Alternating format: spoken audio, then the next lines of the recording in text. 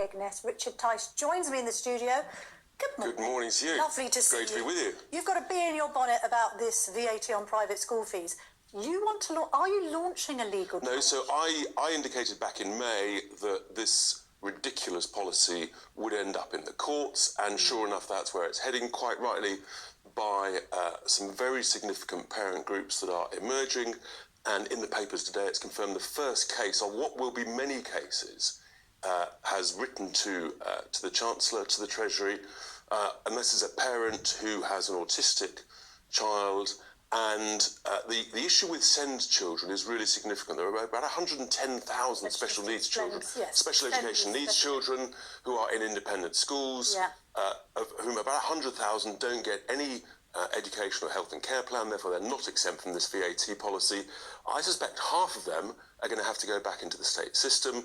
That is, there aren't the places in the state system, which means these children... Phillipson insists there are 60,000 places. This is nonsense. I have hundreds of people emailing me saying she is lying. I'm afraid she's not telling the truth. I've got loads of people emailing me saying the state school locally has said they haven't got any room in their class sizes. There's no room for special education needs children. This is a catastrophe waiting to happen.